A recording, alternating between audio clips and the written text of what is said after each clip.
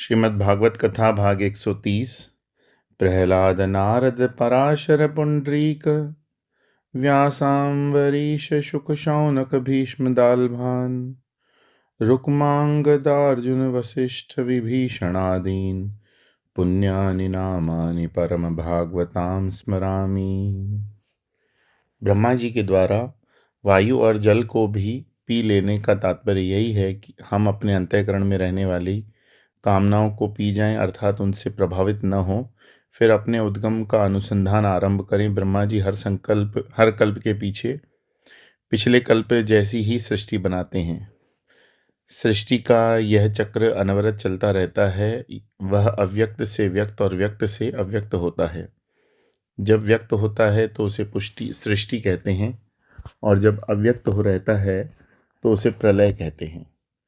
इस प्रलय का नित्य निरंतर चल रहे सृष्टि क्रम में न तो कोई चीज़ नई है न पुरानी। हमें कभी कोई सुंदर विचार आता है तो हम फूल उठते हैं, आह कितना सुंदर विचार आया।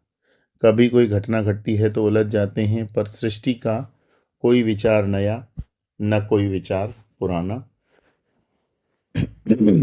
जिसने यह समझ लिया वह इनके चक्कर में आकर सुखी दुखी नहीं होता।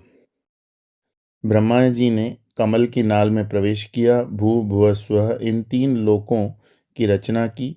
फिर इन तीन लोकों के विभाग करके उन्होंने सृष्टि बनानी आरंभ कर दी। इन तीनों लोकों के जीव अपने भोग भोगते हैं। इसके बाद उन्होंने चार लोकों की रचना की, मह तप जन एवं सत्यलोक। इस प्रकार से ये 7 लोक हो गए, जिन्हें ऊर्ध्वलोक यानी ऊपर के लोग कहते हैं, जो कामनापूर्ण जीवन जीते हैं और सकाम अनुष्ठान करते हैं।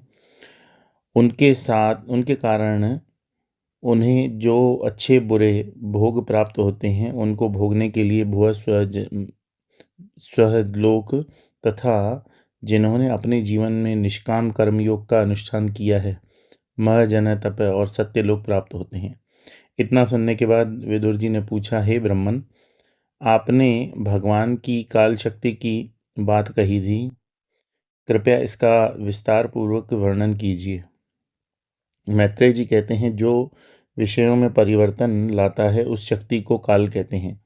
काल स्वयं अनादि अनंत, उसी को निर्मित बनाकर भगवान अपने आप को सृष्टि के रूप में प्रकट करने की लीला करते हैं। गुण व्यतिकारा करो निर्विशेषो प्रतिष्ठतः पुरुषस्तदनुपादानमात्मानं लीलाया सृजत। काल शक्ति का जो विश्लेषण हमारे शास्त्रों में मिलता है वह अन्यत्र कहीं नहीं। काल शब्द कहते हुए हम समझते हैं 1 मिनट, 15 मिनट, 1 घंटा, 1 दिन, 1 महीने, साल इत्यादि। यह काल नहीं है। काल का नाप है। जैसे जब हम कहते हैं कि 1 लीटर, तो वह दूध का नाप होता है, दूध नहीं। वस्तु और वस्तु का नाप, ये दोनों भिन्न वस्तुएं हैं। इसी प्रकार काल का नाप काल नहीं। काल की परिभाषा यहाँ बताई गई, गुण व्यतिकराकारो, जो विषय वस्तुओं में परिवर्तन लाता है उसे काल कहते हैं। जिस कारण से बीज में अंकुर निकलता है वह काल शक्ति है। काल शक्ति ही अंकुर से पेड़ बनाती है, पेड़ से फूल बनाती है, फूल और फल, जिसके कारण फल उसका बीज पक जाता है, वह भी काल शक्ति है। बीजों को बोने के बाद जो नया पौधा लगता है वह भी काल है। यह काल शक्ति परमात्मा का स्वरूप है। देखो कितनी बढ़िया बात है। हम सभी जो परिवर्तन आ रहा है, गुणों में बदलाव आ रहा है, आकार में विकार आ रहे हैं, सब भगवान की काल शक्ति है। जो व्यक्ति अपने आकार को पकड़कर रखना चाहता है वो भगवान की काल शक्ति का विरोधी बन जाता है। उम्र बढ़ती है तो अपने को वृद्ध मानना ही ठीक है। बुढ़ापे में जवानी का नाटक करना अपने आप को धोखा देना है। काल के बारे में एक और बात नई बताई गई, निर्विशेषो प्रतिष्ठितः। आकारों में परिवर्तन कराने वाली काल शक्ति स्वयं निराकार है। बीज में अंकुर, मूल, टहनी, पत्ते, फूल, फल आदि विभिन्न आकारों और विशेषताओं की वस्तुओं बनाने वाली काल शक्ति स्वयं निर्विशेष है।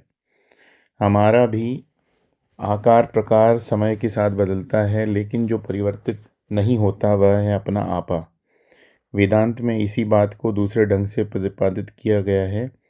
वहाँ कहते हैं क्रम सम्मति को काल कहते हैं, अर्थात काल वह है जिसके कारण हमें क्रम का अनुभव होता है। जब तक क्रम न हो, यानी एक दो के बाद दूसरा रूप, रंग, विचार, अनुभव इत्यादि न आए, तब तक हम किसी परिवर्तन को समझ नहीं सकते। इन परिवर्तन को समझने वाला अविकारी तत्व कौन है? हम स्वयं। अतः हमारा स्वरूप ही काल है। यह काल शक्ति भगवान की है, अतः भगवान इस काल शक्ति के द्वारा प्रभावित नहीं होते। जैसे अग्नि अपनी दाहिका शक्ति से प्रभावित नहीं होती, सर्प अपने विष से प्रभावित नहीं मरता, गन्ने को डायबिटीज का रोग नहीं होता, उस प्रकार भगवान का काल शक्ति पर कोई प्रभाव नहीं पड़ता। यही हमारा आत्मस्वरूप भी है। यदि हम अपने इस अपरिवर्तनीय तत्व पर ध्यान केंद्रित कर दें तो काल से डरने की बात हमेशा के लिए निकल जाएगी। काल के बारे में कहा गया है, पुरुष तत् उपादानम आत्मानम लीलया सृजत। पुरुष यानी भगवान ने इस काल शक्ति का उपादान जागृति करके इस संपूर्ण सृष्टि का निर्माण करने की लीला रची। यह बहुत सूक्ष्म विचार है और भगवान की दया से ठीक से समझ में भी आ जाए तो हमेशा के लिए मौज बनी रहेगी। पानी की एक शक्ति जिसके कारण वह समुद्र के रूप में रहता है, तब वह बहुत विशाल और भयावह भी होता है। पानी की ही दूसरी शक्ति जिसके कारण वह लहर में के रूप में रहता है, तब वह घटता बढ़ता और टूट जाता है। अब मज़े की बात यह है कि यह शक्ति पानी की ही है और पानी में पानी के सिवा कुछ नहीं। तो इस शक्ति का प्रभाव किस पर पड़ता है? पानी पर ही। लेकिन पानी की शक्ति पानी पर प्रभाव नहीं डालती। तो क्या बात हो गई? पानी को शक्ति का पानी पर प्रभाव पड़ा, फिर भी नहीं पड़ा। समुद्र और लहर तो पानी की अभिव्यक्ति कारण कहेंगे, इसलिए पानी को डर नहीं लगता कि मैं समुद्र में डूब जाऊंगा या लहरों के साथ टूट जाऊंगा। इसी प्रकार परमात्मा एकमेव अद्वितीय परिवर्तन लाने वाली हैं, परमात्मा की काल शक्ति। लेकिन जब परमात्मा के सिवा कुछ और है ही नहीं, तो यह शक्ति किसको प्रभावित करेगी? काल शक्ति परमात्मा को ही प्रभावित कर सकती है और परमात्मा ऐसे अप्रभावित रह सकते हैं। इसलिए परमात्मा की काल शक्ति के द्वारा परमात्मा से ही जगत का निर्माण हुआ, लेकिन जगत का प्रभाव परमात्मा पर नहीं है। जैसे समुद्र का प्रभाव पानी पर नहीं है। बात यह है कि पानी, लहर, समुद्र की बात तो तुरंत समझ में आ जाती है, लेकिन जीव जगत, ईश्वर, परमात्मा की बात समझ में नहीं आती। परमात्मा है अस्तित्व स्वरूप। हमको हर एक की अनुभूति अस्तित्व के रूप में होती है, अभाव के रूप में नहीं। जगत है, मैं हूँ, जगत का कारण ईश्वर है। यहाँ तक कि अभाव की अनुभूति भी हमें भावनात्मक रूप से होती है कि कुछ नहीं है। यह अस्तित्व ही संपूर्ण सृष्टि का आधार है। इसलिए जब मटका टूटता है तो उसके टुकड़े रहते हैं, टूटे टुकड़े रहते हैं, उनको चूर दो तो चूर्ण बनता है। यानी मटके के अस्तित्व अंश का कभी नाश नहीं होता। नाश होता है तो केवल आकार या नाम रूप का। परमात्मा की इस काल शक्ति को अपने स्वयं के रूप में पहचानेंगे तब क्या होगा?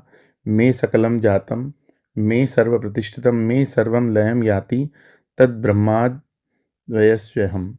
यह संपूर्ण सृष्टि मैं से पैदा होती है, मुझ में ही रहती है और मुझ में ही वापस आ जाती है। जो अद्वय ब्रह्म है वह मेरा असली स्वरूप है। इस प्रकार काल के चिंतन से हम काल से परे चले जाते हैं। बोलिए श्री कृष्ण चंद्र भगवान की जय। श्रीमद् भागवत महापुराण की जय।